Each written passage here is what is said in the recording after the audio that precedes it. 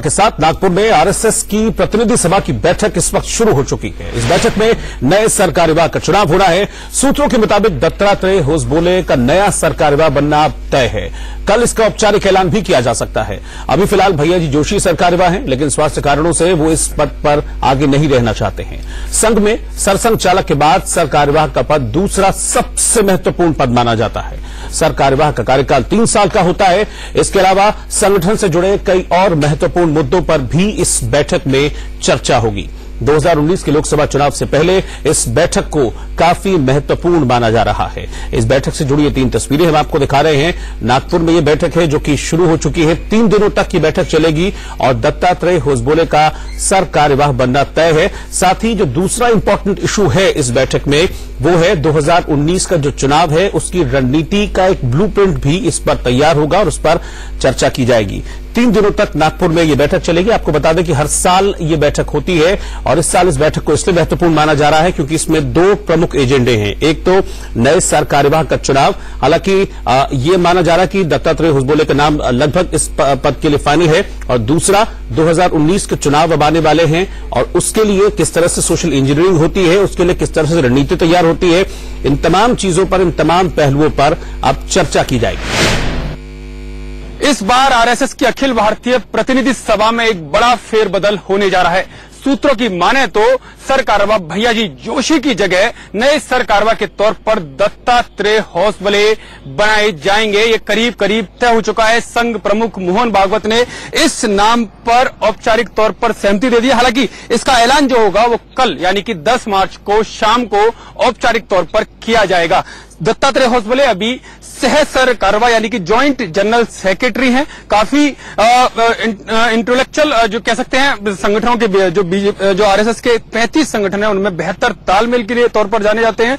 और 2019 का जो बीजेपी यानी वो प्रधानमंत्री मोदी के लिए एक बार फिर से जो रास्ता निकलेगा, माना जाता है कि दत्तात्रेय होसबोले उसमें बिल्कुल फिट साबित होते हैं। चाहे वो प्रधानमंत्री मोदी की बात हो या संघ के तमाम संगठनों में बेहतर कोऑर्डिनेशन, क्योंकि उनका बेहतर कोऑर्डिनेशन 2014 के चुनाव में खुद प्रधानमंत्री नरेंद्र मोदी देख चुके हैं। और अब जब भी कोई बड़ा मामला होता है या कोई बड़ा विषय आता है तो दत्तात्रेय होसबोले उसमें मध्यस्थता करते हैं संघ और बीजेपी के बीच में। और जो दत्तात्रेय होसबोले की जो इमेज है वो साफ तौर पर काफी साफ और काफी तेज तर्रार प्रचारक के तौर पर जानी जाती है। क्योंकि अखिल भारतीय विद्यार्थी परिषद जो यूथ विद्यार्थियों का संगठन है उसके करीब 2 दशकों तक राष्ट्रीय संगठन मंत्री रहे। तो ऐसे में यूथ क्या सोचता है, उसकी किस तरह उसको अपने संगठन के काम में लाया जा सकता है, ये दत्तात्रेय होसबोले काफी अच्छे से जानते हैं। और वही उसका फायदा ही संघ चाहता है कि 2019 के चुनाव में बड़ी संख्या में यूथ उनसे जुड़ा। और जो आजकल ज्वाइन आरएसएस के नाम से जो वेबसाइट चलती है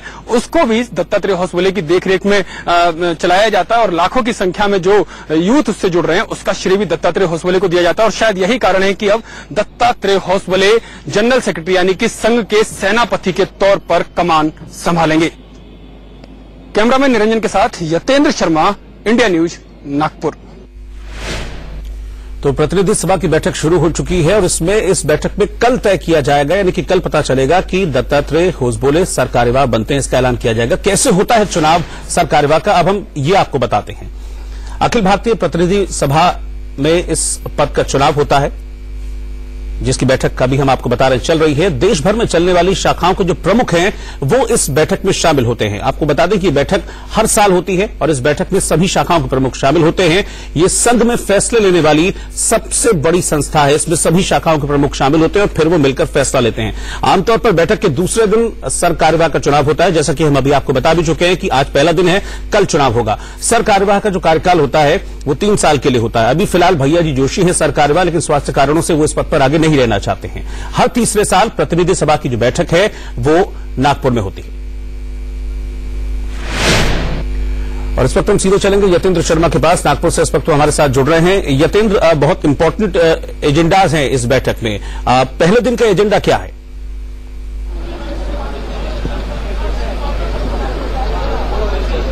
देखिए, बिल्कुल ये बैठक काफी महत्वपूर्ण है, क्योंकि तीसरे साल की ये बैठक है और हर तीसरे साल चुनाव का साल होता है। संघ के लिए संघ अपने पदाधिकारियों को चुनता और आने वाले समय की रणनीति भी तैयार करता है। अगर इस बैठक की आज की बात करूं तो एक प्रस्ताव आएगा जो देश में विभिन्न प्रकार की बोलियां हैं और भाषाएं हैं, वो कई उनमें से बोलियां और भाषाएं खत्म होती जा रही है, क्योंकि संघ का मानना है कि जो बोलियां और भाषा है वो देश की संस्कृति को सुरक्षित और समृद्ध लोक गाथाएं, लोकगीत, भजन, जितने भी तमाम तरह के जो क्रियाकलाप होते हैं उनको सुरक्षित रखने में काम आती है। तो संघ इस पर एक प्रस्ताव तैयार करेगा कि किस तरह से इन बोलियों को और भाषाओं को बचाया जा सके, जिससे शहरी और ग्रामीण और जो जनजातीय इलाके हैं उनमें उनकी जो लोक सांस्कृतिक कलाएं हैं, जो परंपरा है, वो सुरक्षित रह सके। इसको लेकर पूरे देश भर में उस प्रस्ताव को लेकर संघ के प्रचारक जाएंगे, उस पर काम होगा। इसके साथ ही कल की अगर मैं बात करूं तो कल काफी महत्वपूर्ण दिन होगा। पूरे देश भर के जो 35 संगठन इसमें जो भाग ले रहे हैं उनके व्रत, यानी कि कह सकते हैं जो उनके पूरे साल भर का जो लेखा जोखा है वो यहाँ पर प्रस्तुत किया जाएगा कि किस संगठन ने क्या काम किया और आने वाले समय में उनकी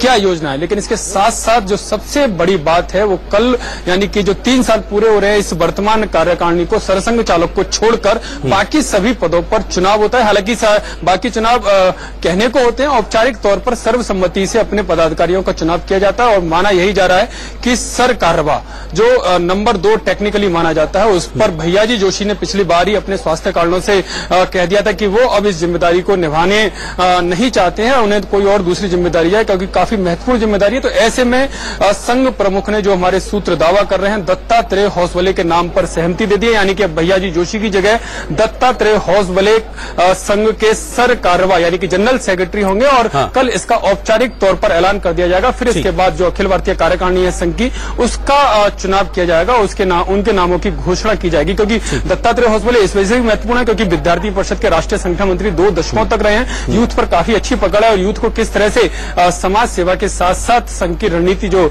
2019 का जो चुनाव है उसमें किस तरह से फोकस किया जाए, उनको किस तरह से काम में लिया जाए, ये दत्तात्रेय होसबले अच्छे से समझते हैं। न्यू टेक्नोलॉजी के पैरोकार रहे हैं, जो संघ में जिस तरह से जो ज्वाइन आरएसएस का जो चुनाव होना है जिसका ऐलान कल किया जाएगा, दूसरा 2019 का जो ब्लूप्रिंट है उसको भी तैयार किया जाएगा, उस पर भी चर्चा की जाएगी डिटेल में। बहुत बहुत शुक्रिया आपका यतेंद्र शर्मा इस पूरी जानकारी के लिए। इधर त्रिपुरा में लालगढ़ को ध्वस्त करने के बाद आज बीजेपी सरकार बनाने जा रही है। आज भव्य शपथ ग्रहण समारोह में विप्लव देव मुख्यमंत्री पद की शपथ लेंगे। शपथ ग्रहण समारोह में प्रधानमंत्री मोदी, बीजेपी अध्यक्ष अमित शाह और बीजेपी शासित कई प्रदेशों के मुख्यमंत्री भी शामिल होंगे। बीजेपी ने यहां 25 साल से सत्ता पर काबिज लेफ्ट को सत्ता से उखाड़ फेंका और पहली बार में पूर्ण बहुमत हासिल किया है। इन चुनावों में लेफ्ट को केवल 16 सीटों पर ही संतोष करना पड़ा है। ये 5 तस्वीरें हम आपको दिखा रहे हैं। आज विप्लव देव की ताजपोशी है। बीजेपी शासित जो प्रदेश हैं वहां के मुख्यमंत्रियों को न्योता दिया गया है, वो यहां पर पहुंचेंगे विप्लव देव की ताजपोशी में। इसके अलावा प्रधानमंत्री नरेंद्र मोदी और अमित शाह भी यहां पर मौजूद रहेंगे और संभावित मंत्री कौन होंगे इस पर अभी तक सस्पेंस बना हुआ है। और विप्लव देव कौन है ये हम आपको बताते हैं। राजनीतिक करियर की शुरुआत उन्होंने दिल्ली से की थी विप्लव देव ने, लेकिन अब वो त्रिपुरा के मुख्यमंत्री बनने जा रहे हैं। संघ के स्वयंसेवक बने और फिर संगठन में उन्होंने जगह बनाई अपनी कार्यकुशलता के चलते। जिस तरह का उनका काम रहा उसके बाद उन्होंने संगठन में अपनी जगह बनाई।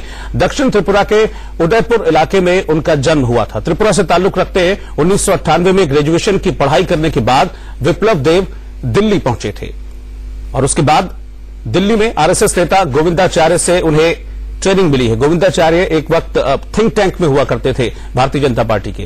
विप्लव देव 1998 से 2015 तक वो लगातार दिल्ली में ही रहे और इस दौरान लगातार जो है वो आरएसएस से जुड़े रहे।